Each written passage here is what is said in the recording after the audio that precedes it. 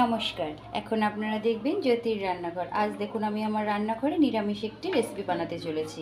তার জন্য দেখুন পেঁপেটা আমি ঠিক এইভাবে ছাড়িয়ে নিয়েছি। এক টুকরো পেঁপেকে আমি এই ঘষুনের সাহায্যে ঠিক এইভাবে মানে এইরকম ওপর থেকে নিচের দিকে এইরকমভাবে ঘষে নিয়েছিলাম। শুধু আপনাদেরকে দেখাবো বলে আমি একটা টুকরো রেখেছি। আমি এবার এই পেঁপেটাও ঠিক এইভাবে সবটা ঘষে নেবো। এটা কিন্তু এরকম করলে হবে না, নিচের দিকে এরকম আস্তে আস্তে আস্তে আস্তে ঘষলে একটু সময় নিয়ে এটা কিন্তু খেতে ভীষণই সুস্বাদু হবে। এই সম্পূর্ণ পেঁপেটা ঘষে নিয়ে আপনাদেরকে দেখাবো। দেখুন আমি এখানে সম্পূর্ণ পেঁপেটা ঘষে নিয়েছি। নেওয়ার পরে এবারে আমি গ্যাসে কড়াইটা বসিয়ে দেব। দেখুন আমি গ্যাসে কড়াই বসিয়ে দিয়েছি। কড়াইটা গরম হয়ে যাওয়া পর্যন্ত অপেক্ষা করব। কড়াইটা বেশ ভালোভাবে গরম হয়ে গেছে। দিয়ে দেব আমি এখানে সামান্য করে একদম একটু তেল। এটা আমি সাদা তেল দিয়েছি। তেলটা ভালোভাবে গরম হলে দিয়ে দেব এক মুঠো পরিমাণে বড়ি। বড়িটা আমি ভীষণ ভালোভাবে নেড়ে চেড়ে এবার সুন্দর করে ভেজে নেব যতক্ষণ পর্যন্ত কালারটা না পরিবর্তন হচ্ছে। বড়িটা খুব সুন্দর ভাজা হয়ে গেছে। একদম অল্প তেলেই এটা কিন্তু রান্নাটা হয়ে যায়। এবার এটা তুলে ফেলবো।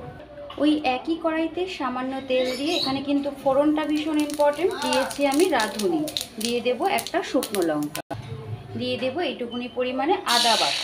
এখানে কিন্তু এটা আদা বাটাটাই ব্যবহার করতে হবে। এবার আদার কাঁচা গন্ধটা যাওয়া পর্যন্ত আমি খুব ভালোভাবে আদাটা নেড়ে চেড়ে নেব। দেখুন আদাটা সুন্দর ভাজা হয়ে গেছে, ভীষণ ভালো একটা মিষ্টি গন্ধও বেরিয়েছে। এই সময় এখানে দিয়ে দেব আগের থেকে গ্রেট করে রাখা সমস্ত পেঁপেটা। যারা পেঁপে খেতে না পছন্দ করে এইভাবে ঠিক করে দিলে পরে তারা বুঝতেও পারবে না, খুব চটজলদিও হয়ে যায় আর খেতে ভীষণ সুস্বাদু হয়। আপনারা যদি স্কিপ না করে দেখেন তাহলে অবশ্যই বুঝতে পারবেন আমি এতে কী কী দিতে চলেছি বা এই রেসিপিটা আমি কীভাবে তৈরি করছি। পেঁপেটা চটজলদি নরম হওয়ার জন্য দিয়ে দেব স্বাদ অনুসারে নুন। এখানে কিন্তু আমি এখন অল্পই নুন ব্যবহার করেছি। নুনের স্বাদ সকলের সমান হয় না, আপনারা নিজেদের স্বাদ অনুসারে দেবেন। তবুও বলে রাখি আমি এখানে ছোটো চামচে 1.5 চামচের নুন ব্যবহার করেছি। এবার একটু অপেক্ষা করব। নুন ব্যবহারের পর এবারে আমি এখানে একে একে বাকি মশলাগুলো সমস্ত দিয়ে দেব সামান্য পরিমাণে একদম হলুদের গুঁড়ো, দিয়ে দেব এখানে সামান্য পরিমাণে জিরের গুঁড়ো। এখানে কিন্তু ধনেটার ব্যবহার আমি করব না।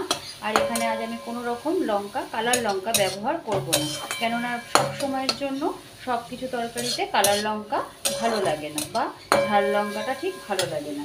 এইবারে দিয়ে দেব এখানে অল্প একটু পরিমাণে কুচিয়ে রাখা টমেটো, দিয়ে দেব এখানে আমি কাঁচা লঙ্কা।